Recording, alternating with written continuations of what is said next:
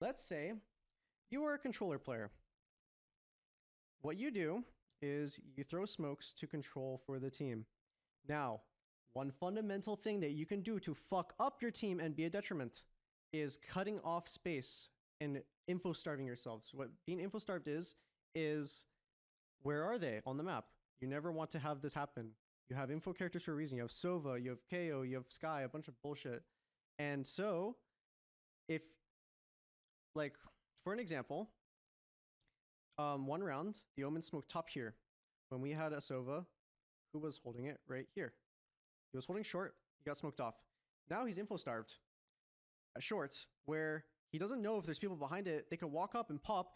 God bless if they fucking walk up and split on him. It's actually impossible to hold. Now, one thing that you can do is you haven't lost this control yet. So you will smoke where you haven't lost the control. They could be bottom short. They cannot be here.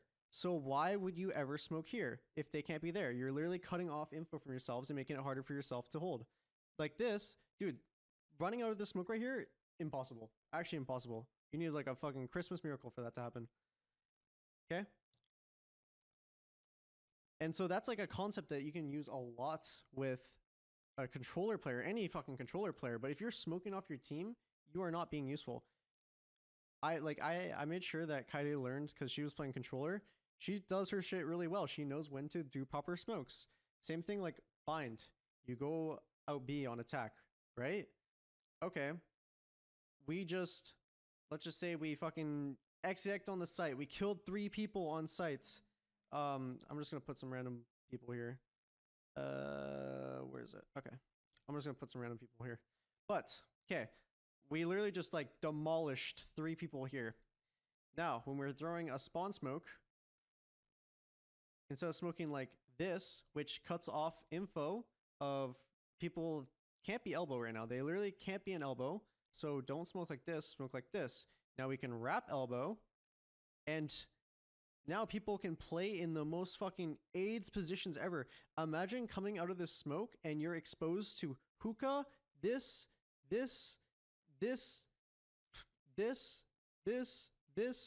everything. You're literally exposed to everything. So why would you ever smoke off control where you haven't, like, they don't have it? That's why I don't play control. No, a lot of people play controller and there's a fucking autopilot. I'd rather someone, if honestly, okay, a controller is a mandatory role. It actually is a mandatory role. But ultimately, I actually made a tweet like this. If you can't play your role right, or play, like, if you're gonna fill wrong, don't even fucking fill. Just play what you're used to, because you're gonna be a nuisance to the team. You're actually gonna be a detriment, and you're gonna make life harder. There's certain players that play the game and they make people around them play bad. They are horrible players. And it's just because they're autopilot. They just do shit. They do shit to do shit. They don't think. There's no, like, thought behind anything. Okay, next up. Let's say you're playing a Cypher. Oh yeah, I can trip anywhere. You, as a Cypher, you have so much fucking information. If you are not using your trips every round to trip spots for your team, and you could play like a cam up here, watching both garage and the long push while having cages for yourself or some bullshit. I'm not a Cypher player, but it's just a fundamental understanding. Okay, you can place your trips anywhere on the map, and they will never go down unless you're KO knife. Unlike a Killjoy where you have to kind of stay near your util. So one thing that's really good with Cypher is spreading out your util, so it's more awkward for them. You'll know if they're in garage. You'll know if they went towards B. And you actually have information for yourself. Look at Cypher is playing here with all this shit, and he controls literally like half the map already. Or at least he gets some sort of info towards half of the map. I'm not gonna say control, because obviously they can go B or go garage like fast, but like at least you like know off of the info. Now what I do see people doing is when they play Cypher or they play some other character is they'll be like, kill trips.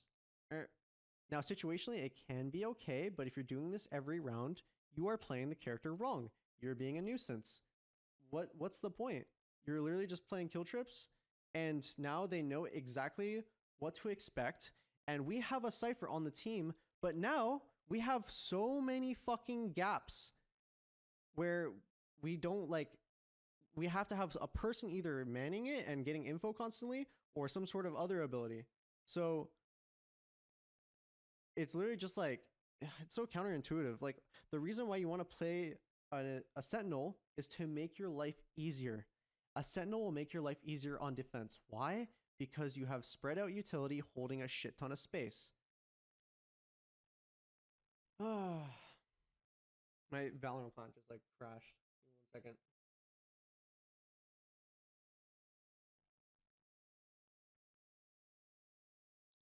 Okay. Next up. What other? Initiator. Initiator probably should be one of the most talkative players on the team. You should always be suggesting ideas. You should always be like getting information or setting people up. This is literally your whole role, is to flash for other people.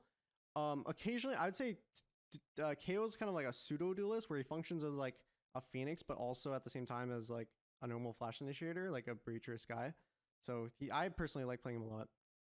Now, if you're just throwing flashes to flash without like telling your teammates where they're going, when they're gonna pop, like if you listen to me play KO, I try to make a really, really, really easy time for people to understand where my flash is landing and when it's gonna pop. I will put this into perspective, right?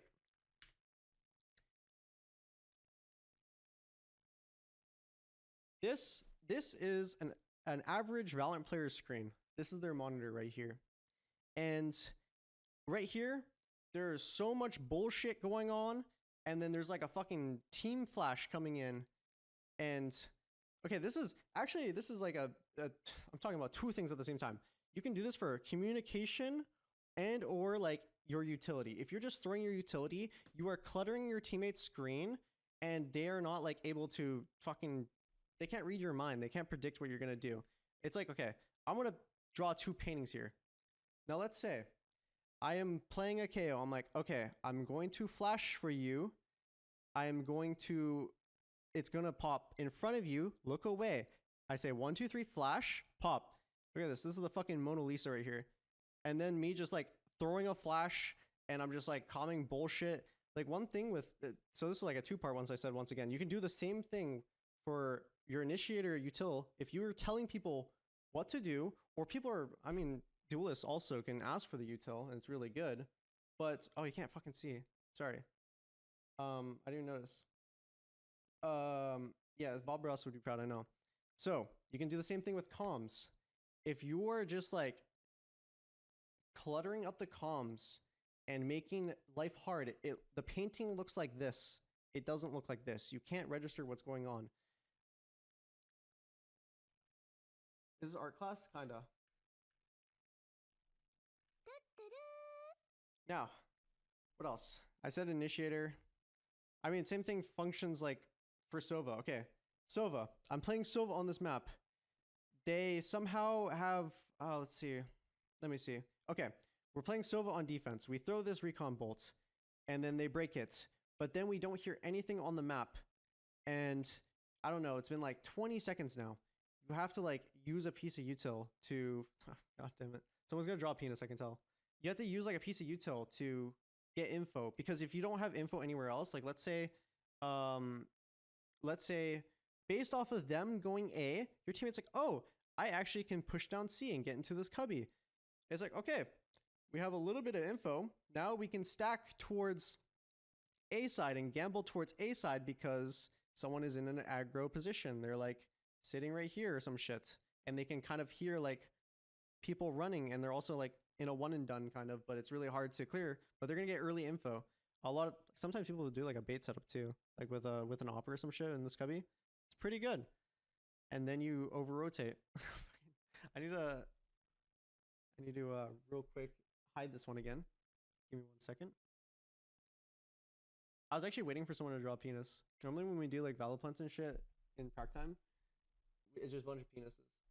This is gonna be on YouTube. No, I'm actually gonna do like actual tutorial stuff on YouTube.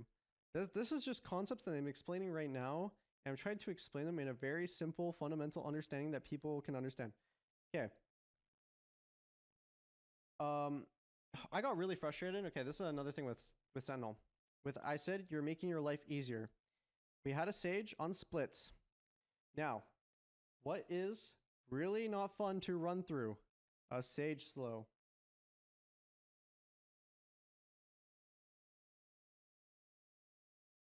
Now, you would slow mid based off of what they're doing.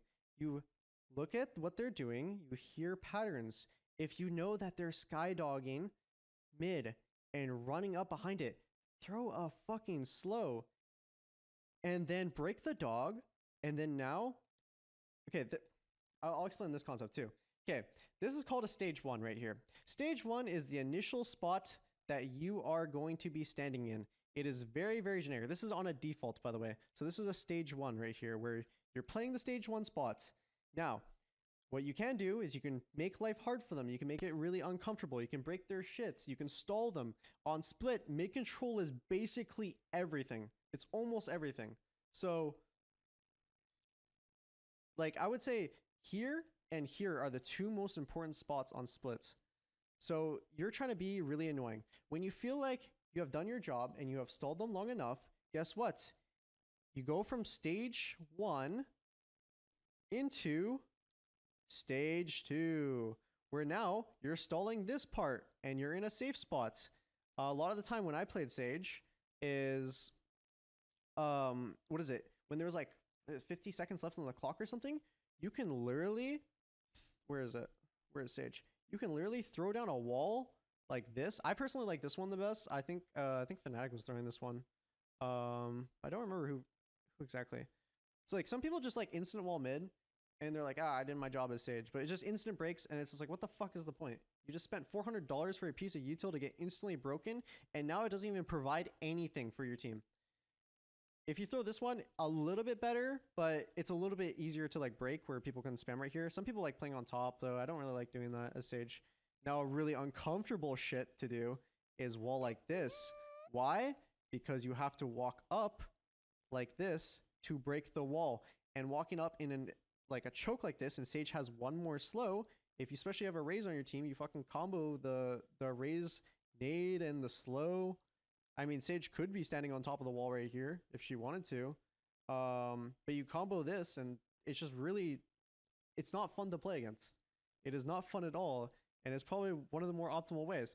Another thing that you can do is when you're playing Sage, wow, they're going fast A right now. There's a bunch of dudes running A. I'm playing Sage mid.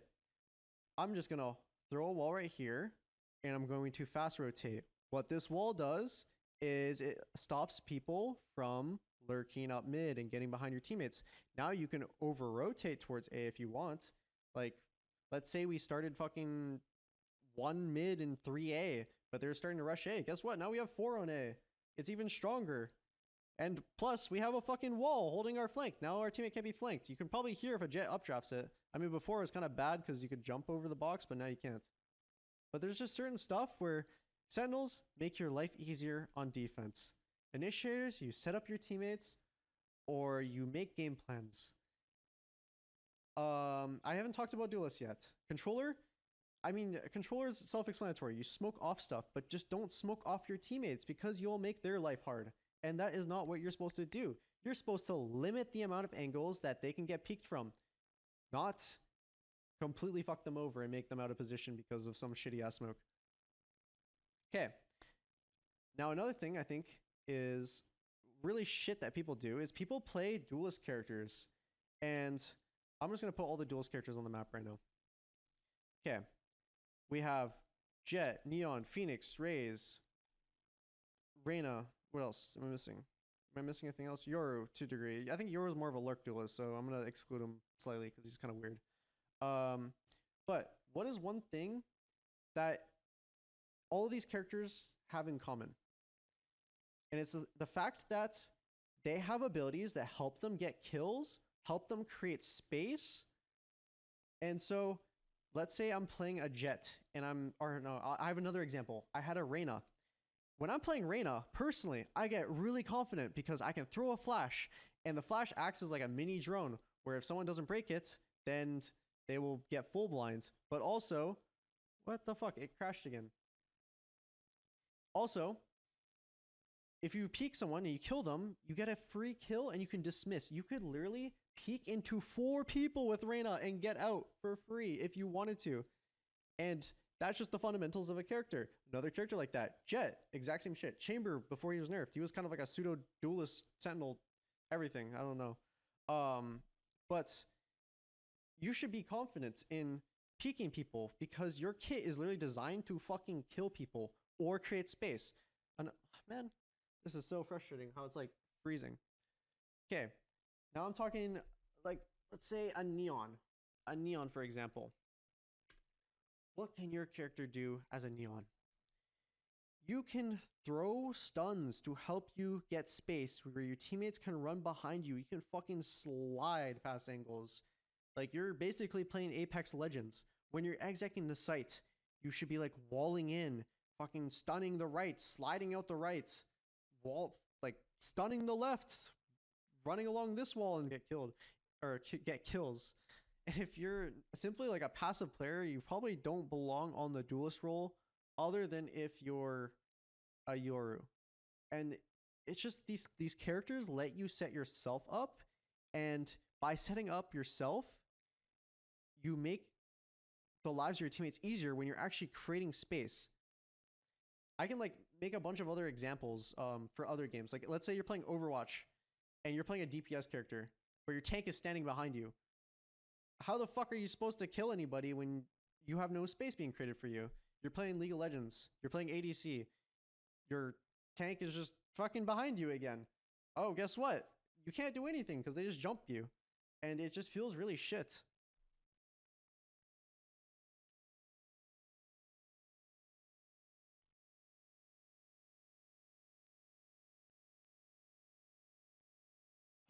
This is 3 years into the game. I know. And the thing that pisses me the fuck off is people don't understand I think this is simple.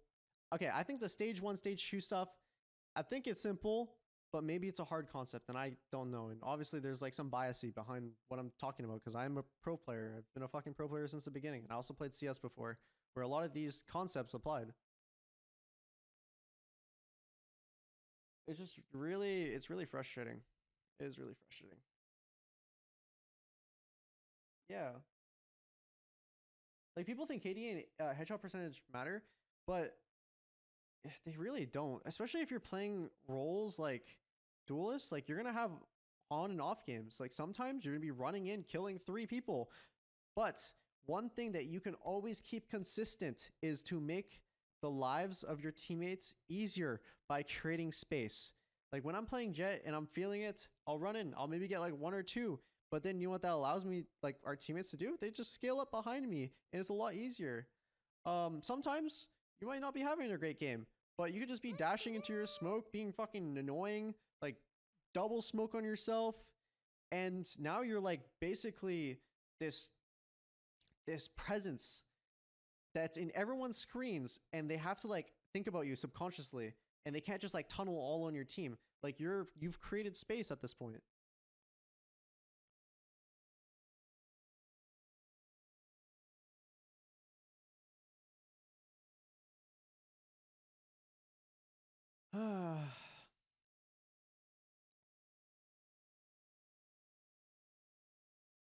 What's your favorite duelist in Fracture? I think the best ones are these 3. I think on Fracture. I think like okay, going on tandem. Okay, look at this synergy, right? When I said that initiators are there to set up your teammates, this is what Optic used to do. They used to run KO and Breach as like a core 3. Now, first off, the control you get with this team is fucking absurd. You can stun, double stun, you can flash, you can throw like this flash and slide, you can throw this flash and slide, or you can just, I don't know, like there's so much you can do with this comp that was like really, really good. I drew an accidental penis, I did not mean to do that. But this comp was really good because all these characters synergize really, really well off each other. But also, when you're on the sites, right? Neon throws the wall. Neon creates space, but the initiators are there to set up the Neon. Neon says, okay, I want to run out the left of the wall or some shit. KO's like, okay, I'm gonna run with you. I'm gonna right click and we peek out together or some shit. There we go. They have successfully set up each other. The Neon has made space and the KO has come up and helped both of them just flourish as players. Or, oh, I want to go out the right side. Breach. Okay, I'm going to flash through the wall. The one thing that was strong about this like this comp right here, this core 3, was the fact that if this wall was thrown, there was no safety net for when the flash would come out or where it could come from. It can come through a wall, it can come through the wall. Okay, sorry. It can come through the neon fire or it can come through a wall. Like the possibilities are endless with like this core 3. And that's why like you'd see like Victor just fucking popping off because he's creating space for his team, but his team's also setting him up and he's just owning with it.